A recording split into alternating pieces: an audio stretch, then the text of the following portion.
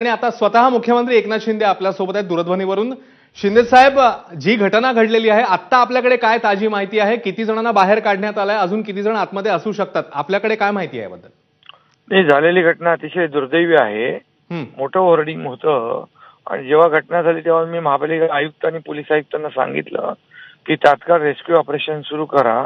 आणि आता ते 35 लोकांना राजावाडीमध्ये दाखल केले, आणखी काही लोक त्याच्यात अडकलेत।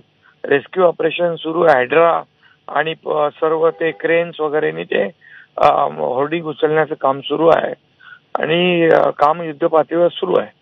आता सध्याची परिस्थिती आहे रेस्क्यू करणं आणि लोकांना बाहेर काढणं याच्यावरच प्राधान्य दिलेलं आहे।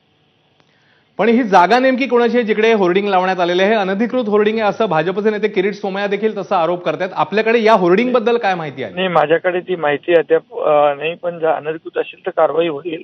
आणि त्याच्यामध्ये या सगळ्या होर्डिंग जेवढे आहेत मुंबईतले ते वादळ वाऱ्यामध्ये जे पडतात त्याचं स्ट्रक्चर ऑडिट झालं पाहिजे आणि साईज पेक्षा जास्ती कोणी लावता कामा नये। आणि महापालिकेचं लायसन्स परवानगी घेतल्याशिवाय कुठले होर्डिंग असतील ते सगळे होर्डिंगवर कारवाई करण्याच्या सूचना मी आयुक्तांना दिलेल्या आहेत। आपण स्वतः घटनास्थळी जाणार आहात पाहणी करायला?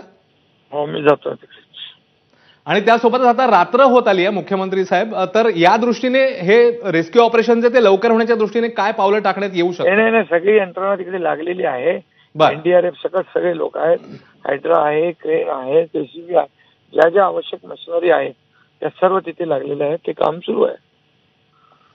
शिंदे साहेब, धन्यवाद, आपण सविस्तरपणे आमच्याशी बोललात त्याच्याबद्दल। तेव्हा सध्याची जी अपडेट आहे त्यानुसार मुख्यमंत्री माहिती घेत आहेत नेमक्या होर्डिंग बद्दल आणि त्यासोबतच रेस्क्यू ऑपरेशनवर ते बारकाईने लक्ष ठेवून आहेत। सध्या 35 जण राजावाडी रुग्णालयात दाखल आहेत। मुख्यमंत्री स्वतः घटनास्थळी पोहोचणार आहेत। झालेली घटना दुर्दैवी आहे, बचाव करायचे आदेश देण्यात आलेले आहेत आणि त्यासोबतच मुंबईतल्या होर्डिंगचं स्ट्रक्चरल ऑडिट व्हायला हवं असं मुख्यमंत्र्यांनी सांगितलं। अनधिकृत होर्डिंग्ज असतील तर कारवाई निश्चित होणार आणि मुख्यमंत्र्यांनी हेही स्पष्ट केलं की मुंबईतल्या होर्डिंगचं स्ट्रक्चरल ऑडिट हे व्हायलाच हवं। या घडीची मोठी अपडेट, मुख्यमंत्र्यांनी स्वतः एबीपी माझाशी आता संवाद साधला आणि त्यांनी याबद्दल सविस्तरपणे सांगितलेलं आहे। अनधिकृत होर्डिंग्जवर कारवाईचे आदेश देण्यात आले आहेत। होर्डिंग जर अनधिकृत असेल तर कारवाई ही होणार। आपण सर्व यंत्रणांना सज्जतेचे आदेश देण्यात आले आहेत।